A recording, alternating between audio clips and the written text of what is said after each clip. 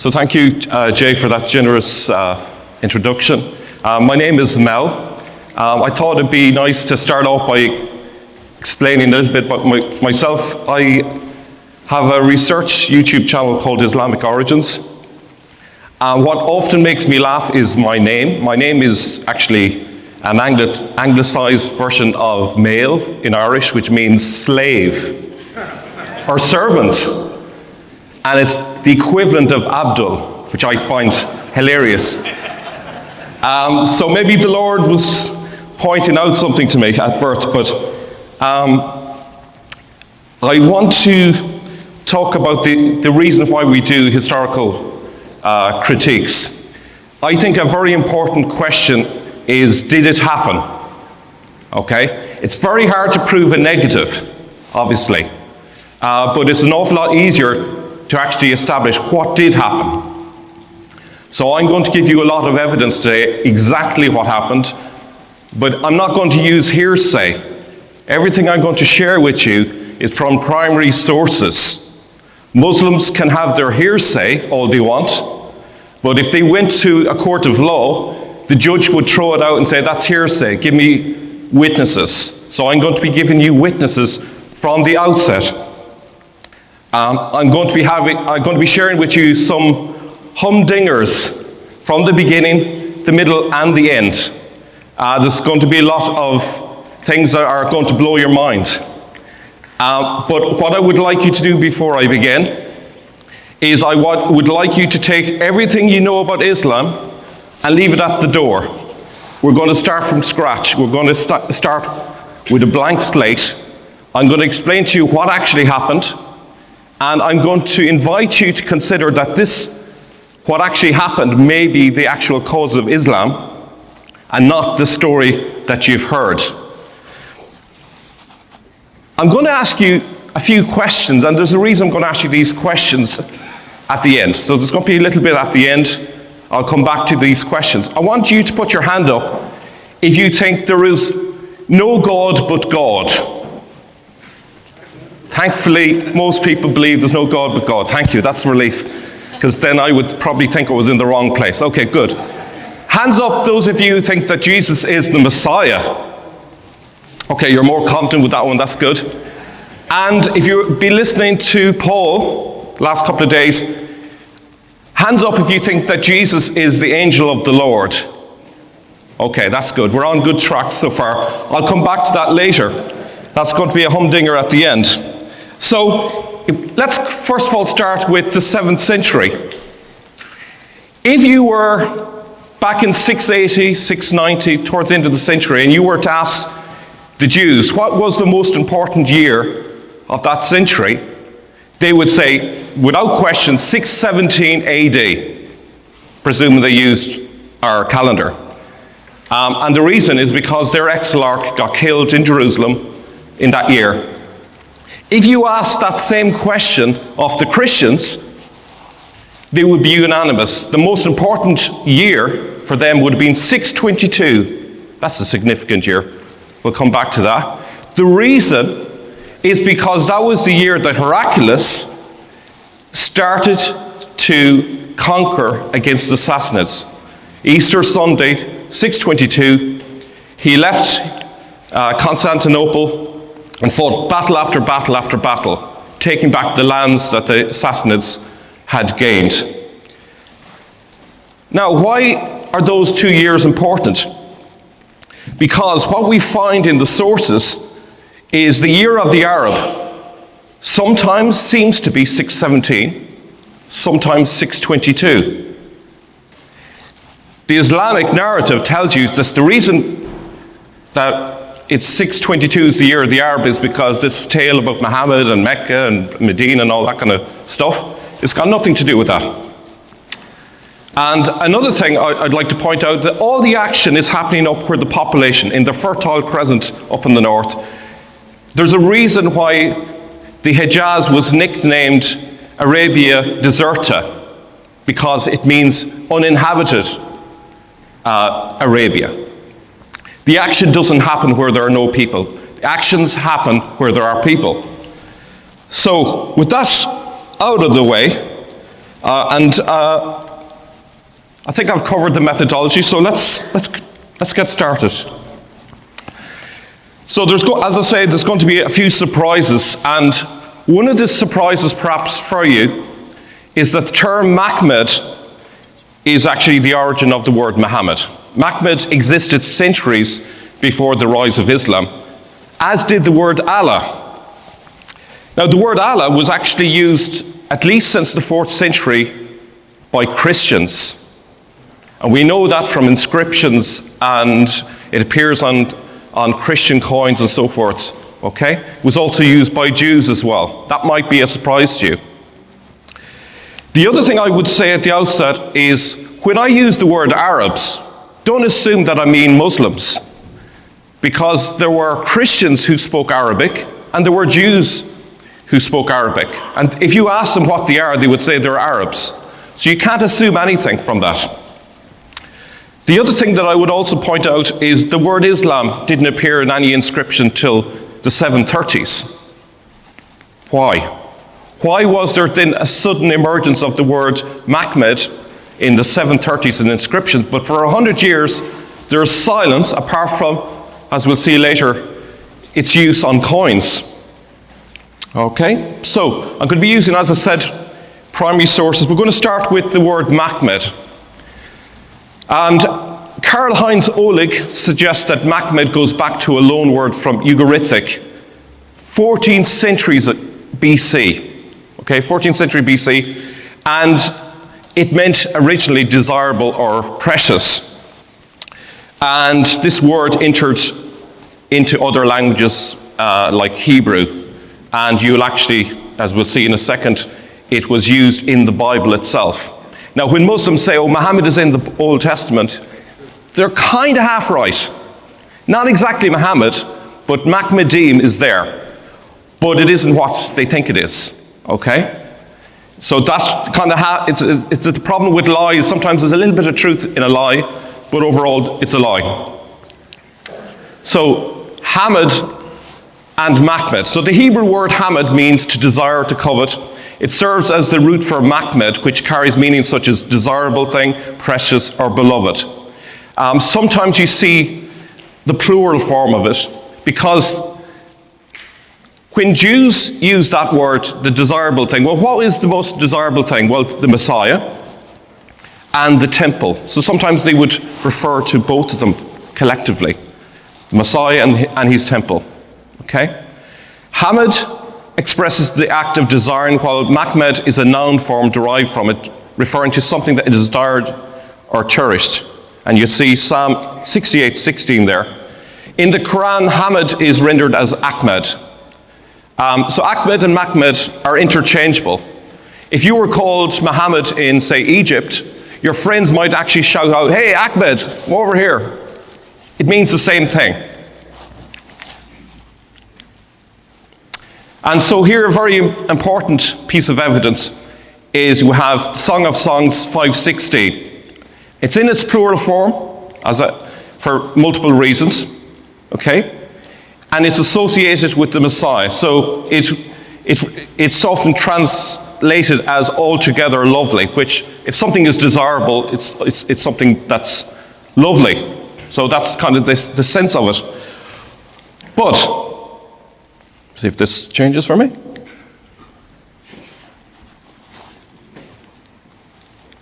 Try one more time. It's stuck. Oh, just need to be patient. I'll go back. Is that right? Okay. Try one more time. Bit like Islam, there's a time lag from, Okay. The time lag it took Islam to write down the stories about Muhammad are incredibly long, as you know, 200 years. If there were a real person and I was there, I definitely would want to write it down a bit quicker than this slide changed.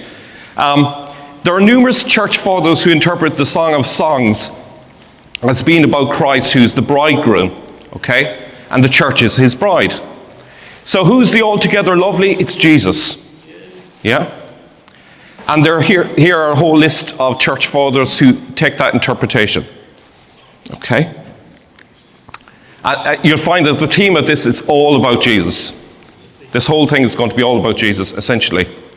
Okay, so now we're getting into the 6th century.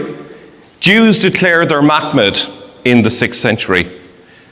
Now, obviously, we're interested to find examples of mahmad used as a title, but what I discovered recently is it was used, or at least it was attested in the second to third centuries as a name in Saudi Arabia during wars among the Himyar, the Saba, and the Hadramaut. In the 6th century, it is attested in Inscription where it was used specifically as a title and not as a name. And then from then onwards, it was used, as far as we can tell in terms of evidence, exclusively as a title.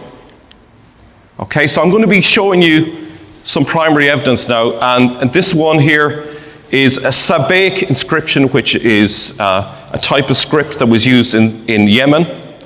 And it's clear that it's a name here. Yahamad and his brother Mahmadi. You can see there it's highlighted there in number 1. We're not interested in the rest of it. It's just a piece of evidence that, yeah, there was a use of it. I don't think that's the Muhammad of Islam, though, because it's 6th century to the 3rd century. So hard luck, Muslims. Let's have a look at another one. This one here says, image of Mahmadim from the clan Waziyat. Okay, so that's 2nd to 3rd century. Okay, the script, as you can see, it looks very different from Arabic. Okay, the familiar Arabic script that you're familiar with there. And here's another one. Funerary monument of Mahmud or Mahmud, okay, depending on how you might pronounce it, son of the tribe Wasat, and may strike down Attar anyone who destroys it. So clearly, this is a pagan one, because it's quite early, 2nd or 3rd century, okay? But now we get to the juicy one. This is the Jewish one, Jewish inscription. And you can see it's highlighted there in yellow. Let's start with the location. It's in Najran, Saudi Arabia, or as we call it today. And it's from 523 AD. So that's over 100 years before Muhammad was supposed to have existed. And it was done by Jews because it says, by the Lord of Jews, by the Mahmad. So what is the context of this? This commemorates the conquest of the Christian city of Najran by the Jewish king Yusuf of Himyar. This contains praises to their God for their victory. Now what's interesting is Marzutra II, who's the Jewish exarch, that's like the biggest leader in Judaism. He had rebelled against the Sassanians and was punished with crucifixion on the bridge of Mahosa in 520 AD. And then 3 years later, they're doing an inscription saying, Mahmad, why? Because, as we'll see later, Jews consider that to be an apocalyptic event. For their exarch to be killed, that was an apocalyptic event. But they would have had expectations that would have meant to have happened in the years afterwards that didn't happen. So they thought, no, he's not the Messiah. It must be someone else. They thought it was, but no, it's someone else. Okay? I also want to draw your attention to the formulaic phrase there, God and his Messiah, right? We're going to see it in multiple forms. We have the Jewish one, which is God, Lord of the Jews, that's God, and by the Mahmad. So you have God, Mahmad. But we're going to see Christian equivalents from the same area, but they don't use the word Mahmad, they use Messiah. Kind of gives you a hint. Again, what does Mahmad refer to? I forgot there's one more other Jewish inscription. So here, interestingly, instead of Mahmad, what do they have but Rahmanin, the merciful? Don't Muslims call God the Rahmanin? Yeah? But here the Jews are using that for their Messiah. Very interesting. By the Lord of the Jews, by the merciful. Okay, so they've substituted the merciful for Mahmad here. Now we get on to some Christian inscriptions. And remember that Jews and Christians are in the same culture. They're drawing from the same pool of cultural ideas. So it's not surprising that they're using similar formulas to the Jews. So this one reads, with the power and help and support of Rahmanan, the Lord of heaven, that's the gold bit, and of his anointed one, King Abraha, who's in Yemen. Now there's a comma there. It's not saying King Abraha is the Messiah, because Christians wouldn't do that. But they're saying this King Abraha was building this construction by the power of God and his Messiah. That's what it's saying. So Abraham built this dam by the power of God and his Messiah. That's what it's saying. The word that's actually used is Masih. So it's not actually writing the anointed one in Arabic. It's actually saying Masih, which we translate as either anointed one or Messiah. Again, do you notice the formula?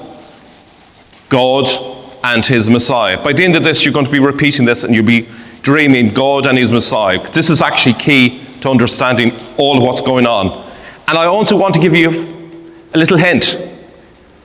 Can you see in the Shahada something similar? Yeah? It's focusing on Allah, followed by Muhammad. Yeah? God and his Messiah. Okay? Another one, a few years later, 553, by the power of the merciful one and his Messiah. They've switched it around. Now they're calling God the Rahmanin, and they're using the word Messiah there. Okay? So, similar thing. The nice thing about the inscriptions is they are incredibly unoriginal. They have formulas and they stick to the formulas. They're not writing Mel Wazir or something like that. They're not talking about the weather. They're talking usually about their family members who died and maybe some a big event if they won a battle and things like that. But they don't really give us a lot of information usually. So we now switch into the 7th century. Okay? The 7th century is key, right? We have another exilarch called Nehemiah ben Huziel, okay? And he was made governor of Jerusalem, okay? But his death triggers messianic expectations, okay? The Persians and Iraqis, which included a sizable Jewish contingent, formed an alliance to conquer Jerusalem in 614, okay? And they achieved that, okay? Now, it was an apocalyptic event for Christians because according to a primary source, 60,000 of the inhabitants were killed. Okay? Antiochus Stratego tells us that. And if you want to look that one up, it goes into gruesome detail if you're into that. It includes details like, for example, they put thousands of Christians down into a pit where they were suffocating to death, and some Jews came along and said, if you deny Jesus, we'll pay for your escape. And the Christians, to their credit, would rather die, and a lot of the Christians died rather than turning against Jesus. You can imagine how Christians felt about being killed, not just by the Persians, but especially by the Jews. There was a lot of rancor between both sides as a result of that. Heraclius wanted Jews to be forcibly converted by saying they had to get baptized. So you can imagine how that went down with the Jews. Now we have a very interesting detail. We have a contemporary source, 630 AD, a contemporary, Eliezer bin Kalir. That name probably doesn't mean anything to you, but you ask a Jewish person who is that, they will tell you he is a famous Jewish poet, and they sing his hymns even today. He wrote that the Messiah ben Joseph was killed in the little temple. That's interesting. And his blood congealed upon the rock. What rock? The temple rock in Jerusalem. Why is the temple rock significant? Right? Where they built the temple was the threshing floor. Okay? And what is a threshing floor? Where you separate the wheat from the chaff. For Jews, that was going to be the site of the apocalypse, where God would come down and judge the good from the bad, separate the wheat from the chaff.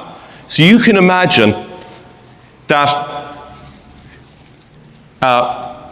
Nehemiah bin Huziel is killed in his little temple on the Temple Mount. What's that going to say to you? It's the Messiah and his temple. The Messiah and his temple, the mahmadim, have been killed. So it was 617 that this exarch, Nehemiah bin Huziel, was killed. Do you remember I said at the outset that if you were to ask in that century any Jews what was the most important year, that was the year. The exarch was killed, and it led to questions about what does this all mean? Just wait for it. Okay. We have images that could be what this little temple that he referred to looked like. We have this one on the left, which is a mosaic in the Umayyad Mosque in Damascus. Does that look like anything? You notice that it looks like the Kaaba, right? It's square. We also have a coin from the 2nd century, which looks pretty much like it. Yeah? Was this the original Kaaba, perhaps? Okay. So we have a contemporary piece of evidence of the exarch being killed in this little temple, and I'm going to show you later the Jews talking about this in multiple sources. Now, before we get there, we have to explain something about the Messiah from a Jewish point of view at that time. Jews today may have a different idea, but we're concerned with the 7th century. The Jewish idea is that there were two Messiahs, a Messiah ben Joseph and a Messiah ben David. According to Jewish eschatology, first there would be a Messiah ben Joseph who would gather the Jews in Israel and would be a suffering servant who would be ultimately killed, and by doing so, atone for Israel. Sounds like someone we know. Jesus did that, didn't he? Right? But for some strange reason, Jews split the concept of the Messiah into two. Okay? There's the suffering Messiah, and then there's the one that we think of as the returning Jesus who comes in glory, etc. Right? They also believe that later the Messiah ben David would come as a king Messiah who would vanquish Israel's enemies and who would raise from the dead, with God's help, Messiah ben Joseph and the Jewish martyrs. So when their exarch was killed, guess what? They expected there to be another Messiah coming along pretty soon, yeah, who would sort everything out. And they waited and waited over the decades in the 7th century for that to happen. Now, we have 12 sources which are called apocalyptic Midrashim, which were written beginning pre-614 about the Messiah ben Joseph. And then it took off big time after after the exarch, Nehemiah was killed in 617. So, from the 620s all the way to the 740s, the Midrashim are really clear that exarch Nehemiah was the Messiah. Okay? But it gives us a great insight into that period that's blank for Islam. Remember that 200-year period? Nothing has been written down. Really? There was something being written down, but it's something totally different. That's why they're not talking about texts that were written down. It's a different story. The story got changed. And actually, as the decades passed, the Jews kept changing their story to make it fit with changing historical events. They were trying to make their apocalyptic story work, but it kept failing because things didn't transpire the way they expected. As you can see, there's a lot of them there. I wouldn't possibly go through all of them. But to give you a little taste of it, they almost immediately started changing the historical facts to make it more, coded, let's say. So instead of using the word Heraclius, they called him Armilus, and they had a whole mythology. He was born from the spawn of Satan. Satan had sex with a rock. Does that sound familiar? And basically give birth to Nehemiah. Okay? Right. That's what they believed. It's there in the text. You can read it for yourselves. Okay. He is the anti-Messiah, okay? And it's a bit like the Dajjal in Islam. So he's like the equivalent of the Dajjal. That's the beginning of it there, all right? So let's give it a little taste. So this one, the Midrash Otot HaMashiach, the signs of the Messiah. Now, the Otot is the equivalent of ayahs, signs, right? Signs of the Messiah, okay? If you didn't get the reference, the Quran is talking about signs, the ayahs, okay? This is written sometime between 617 and 638, and it says clearly, Messiah bin Joseph will appear, and his name is Nehemiah bin Huziel, and with him the tribe of Ephraim, Manasseh, Benjamin, and some of the sons of Gad. I may have missed Manasseh, I probably mispronounced that one, okay? It's written after the fact, but they're writing as if it's a prophecy. I'd love to be able, to do that, with the bookies, after the race is run, say, I know who's going to win, So it's a bit like that. Here's another one. So this one is called Great Palaces.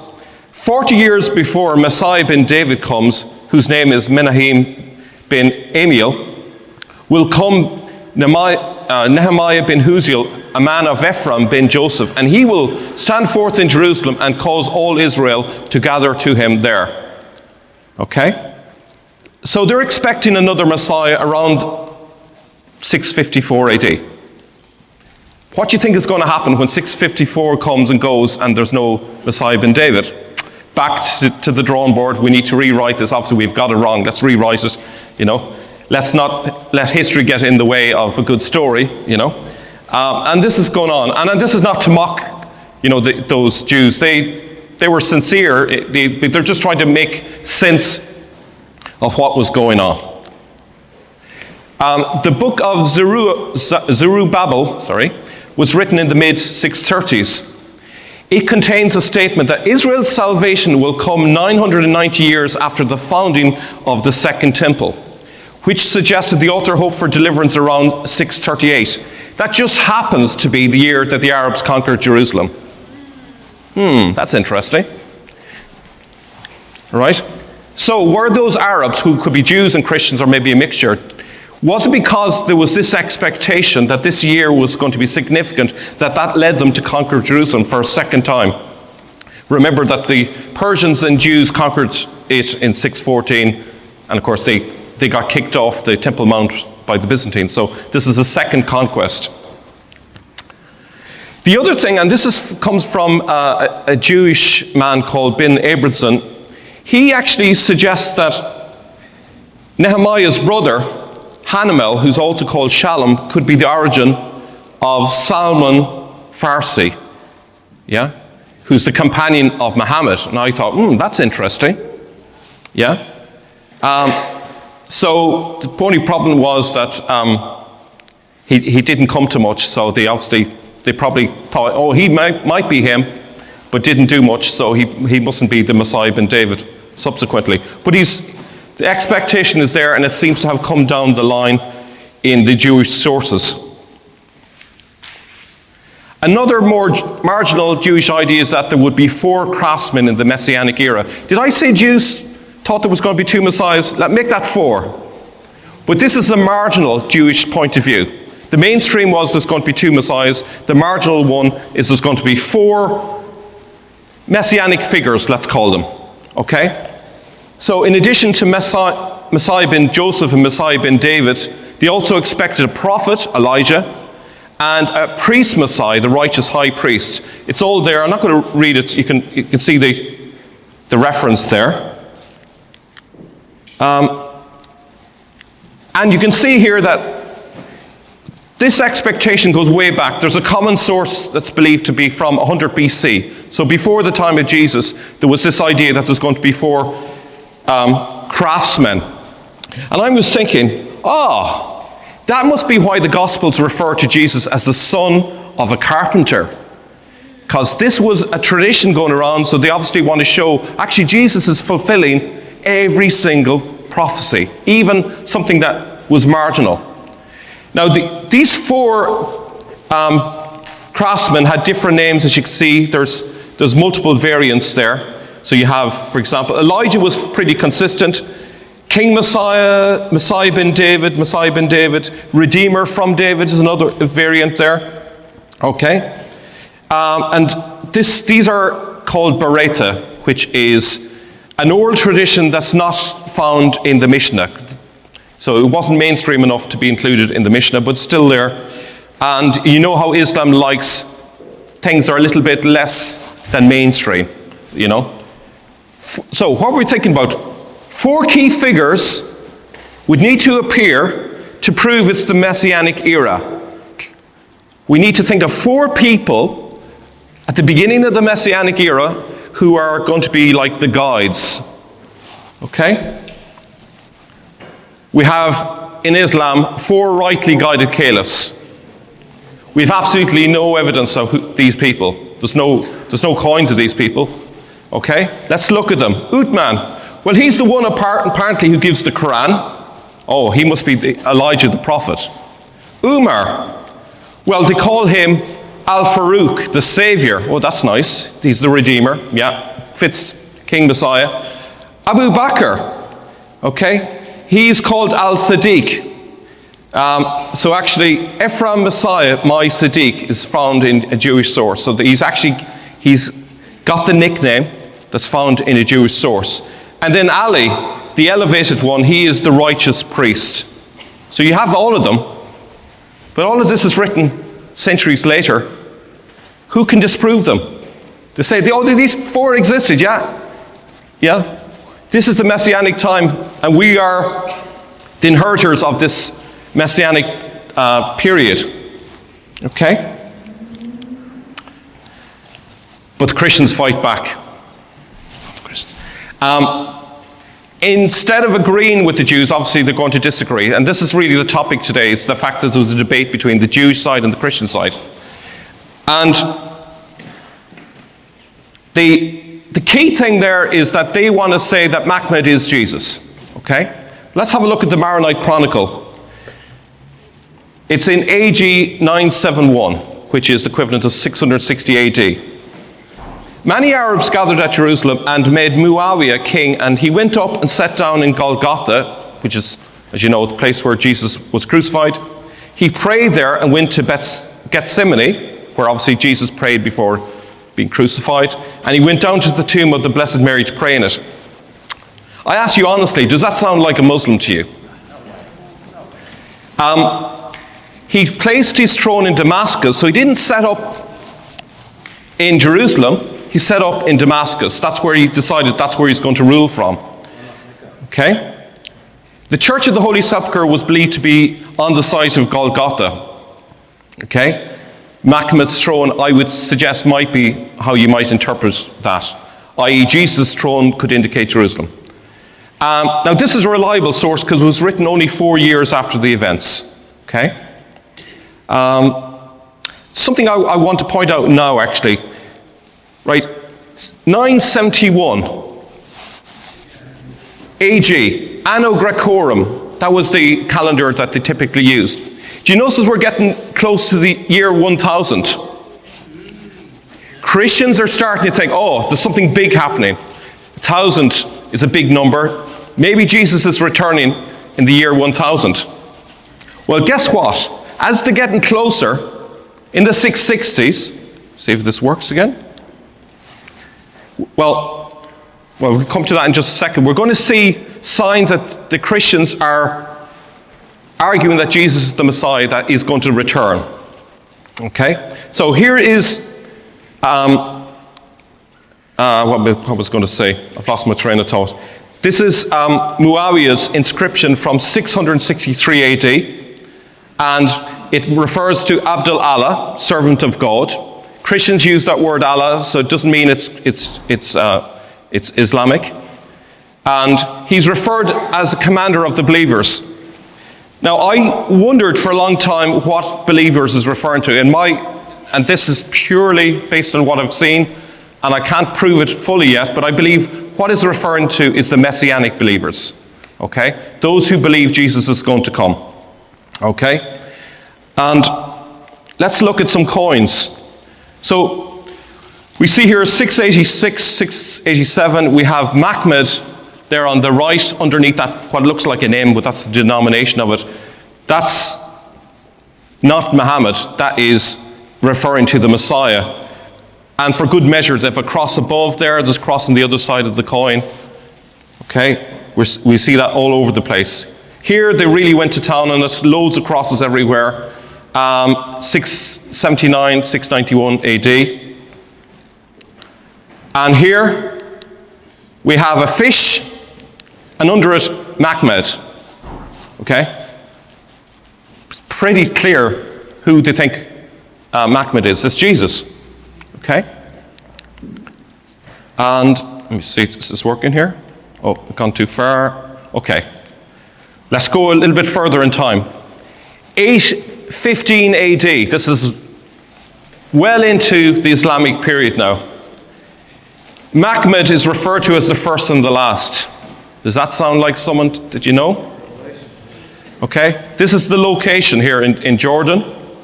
Okay, in the name of God, the compassionate, the merciful, O God, extol Mahmad among the first and bless him among the last.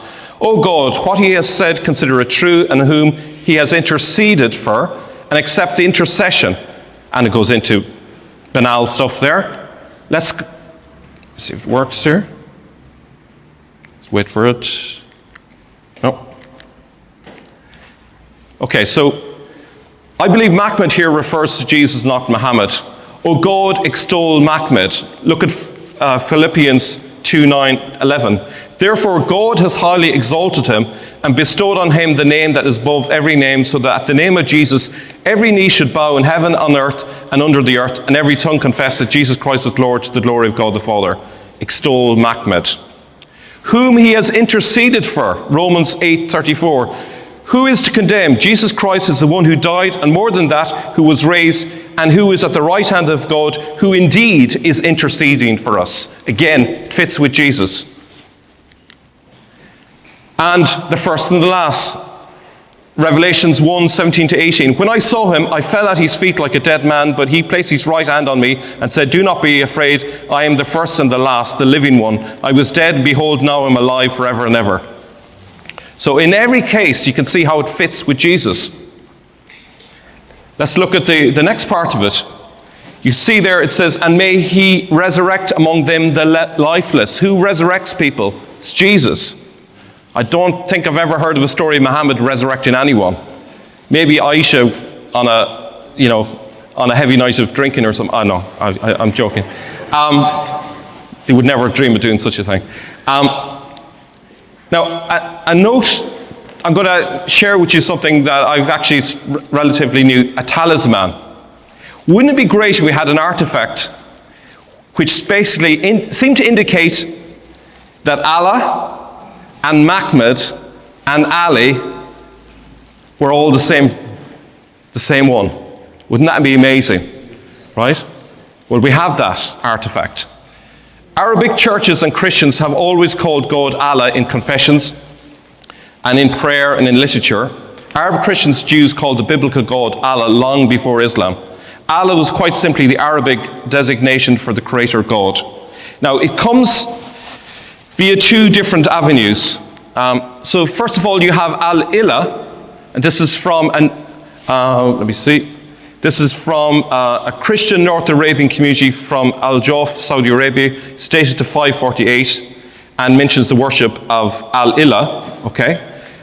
In case you're doubtful that it's Christian, there's a cross there at the end, at the very bottom, okay? Now, I also learned from an academic called Dr. Hager, who basically said that another avenue where Allah came into the language was through the Aramaic, Allah. So when that's converted, they drop off the ending and then they double the L and then you have Allah, as simple as that. And actually, if you look at the Surah Al-Fatiha, you find both forms of the name there. So you can see where it's coming from. Here's that talisman. It's absolutely amazing. It's saying, Ya Safi, which means, O healer. Who's the healer? Jesus. Ya Allah. Next line. Ya Mahmad. And at the end there, you'll see on that line is Ali. So it's referring to Ali and Mahmad all in the same go. It's referring to, O merciful one, O mercy giver, etc. Okay? And there's also a reference to Dul Fikar. This is a clincher. Talks about Ali being a two-edged sword. Okay? The two-edged sword, if you know your Bible, is the Word of God. Jesus is the two-edged sword. Yeah? I think this alone destroys Islam. Now, Muslims, of course, will say, but it meant a different person. This is all addressed to the same person, or the same one, let's say. Okay? It's saying yeah, which is like saying oh to the person. Okay?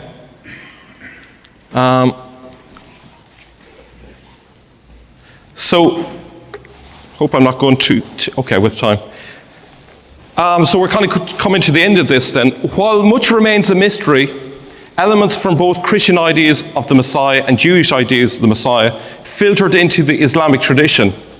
Because these have got woven together, it can be difficult to untangle it, but it is easy to see that barring took place.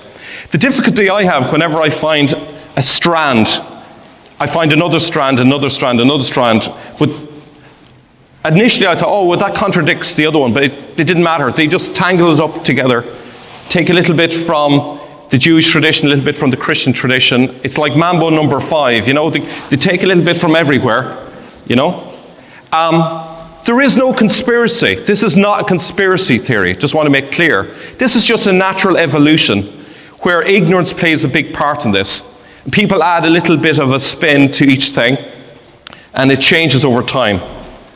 The process was initially a natural evolution, built on ignorance and misunderstandings, resulting in numerous legends as well as that of centralized storytelling via Sirah and Hadiths. Only later was a sin developed to purposely explain away anomalies.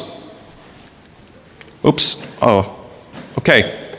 We see traces from Christian and Jewish sources in the Islamic tradition itself. And I could do 100 slides on this, but I'll just keep it to one on this. Al-Faruq, that's what they called Umar. That's Syriac, it means the savior. Umar was given this nickname according to the sin. The Mahdi, that's the guide. Essentially, that's the Messiah who comes at the end of time. That's Jesus. Ali, the elevated one or the high one, again, that's Jesus. He is the Son of the Most High. He is the one that is resurrected. He is the first and the last. If you look at Shia sources about Ali, it's absolutely hilarious.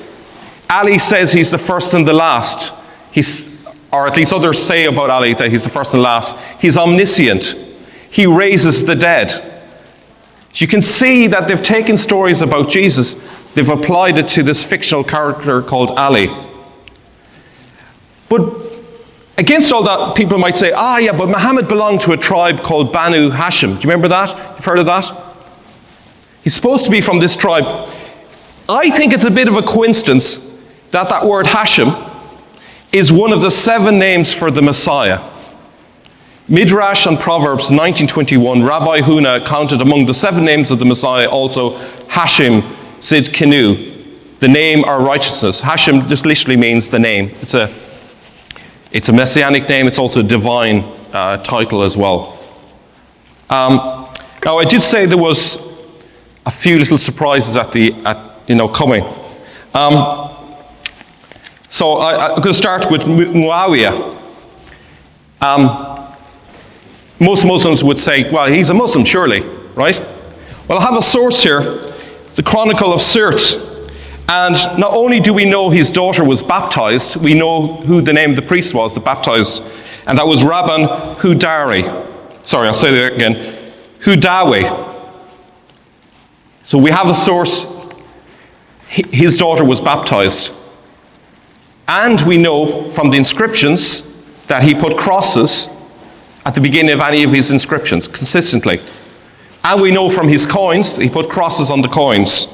So the excuse that, no, they only put crosses there just to keep the Christians happy. No. What do you think would happen if an imam heard that his daughter was being baptized? What do you think would happen to her today? She'd be dead. Yeah? She'd be hardly out of the water. She'd be executed, probably. But we have clearly Muawiyah had his daughter baptized. But it gets better. It gets better. What if I told you that Abdul Malik not only asked someone, but paid for churches and monasteries to be built? Yeah? So this is from an account of St. John of Dalem, and it's called Syriac Life. It was the year 700. This saint was in Jerusalem. He was praying, and God put it into his mind to go visit Abdul Malik. When he visited him, Abdul Malik was delighted to see him because his daughter was dying, and he performed a miracle. Abdul Malik was absolutely delighted, and here are what he says. These are words that John has got recorded coming from the mouth of Abdul Malik. Let this holy man build churches and monasteries in our realm wherever he should wish to do so, and let him be given the expenses out of my royal treasury. Does that sound like a Muslim to you? I don't think so. Now, he also went to Hajjaj as well, and Hajjaj had cancer, and it says that he also cured Hajjaj. I don't think Hajjaj would have a problem with Christians after being cured of cancer, but maybe that's just me. I want to talk a little bit about, if we have time, about Abdul Malik's. We've got 5, plenty of time. Okay, so we have Abdul Malik's coins. You know the story you've heard, that Abdul Malik had images on his coins and then got rid of them, and that just proves the case that Islam started around that. Okay, but here's the thing. In the early part of the 690s, 692, Justinian had a special synod called the Penteki Synodos. And at that synod, it was decided that we need to get rid of this Lamb of God stuff that we've been using on our coins, and we need to put the image of Jesus on it. And everyone voted and said, yeah, let's go for that. And what does Abdul Malik do? After Justinian started with an image of Jesus, he puts a full-size image of a man with a beard, with a corded rope, just like Jesus had in the temple, with pomegranates, which are a Davidic sign, and a flaming sword like the angel of the Lord, okay? Like the cherubim even. And he says that Mahmad is the angel of the Lord. But he didn't use the words angel of the Lord, he used Rasul Allah. Rasul Allah is actually angel of the Lord. If you don't believe me, if you go to Surah 737, have a look in your own time, you'll see a reference to Rasul Lana. I've probably mispronounced it. It's the plural of Rasul. And in it, it talks about these Rasuls, if I can use that to make it easier, coming to collect the souls. A human being doesn't come to collect souls, angels do. We also have church fathers that use the phrase angel of God in place of angel of the Lord. It's not that big of a jump. So what's going on? He's obviously fighting against the argument that Nehemiah was the Messiah, and he said, no, Nehemiah, he got killed by a sword. Our Messiah is the angel of the Lord. He existed before the incarnation. Christians win, Jews lose, case closed. That's what he's arguing. That's what he's arguing.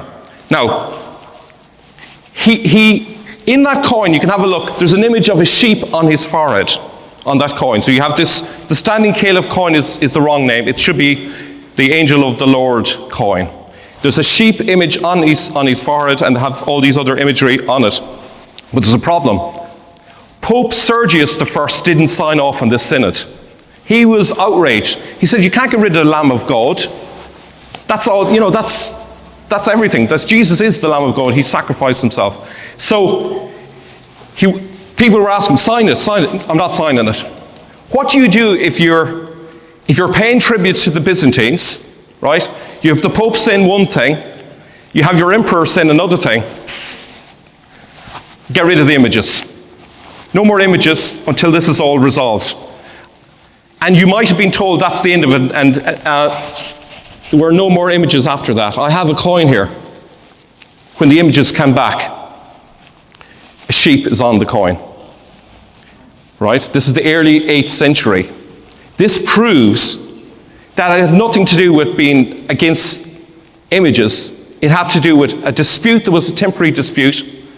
What happened later was a proper major iconoclasm, but that was under Leo, Emperor Leo. That lasted for a few decades. But it's all got caught up in the mix. People have forgotten what actually happened. But if you go back to what actually happened on the ground, you can really establish what didn't happen. And I hope you were able to follow that. So thank you very much.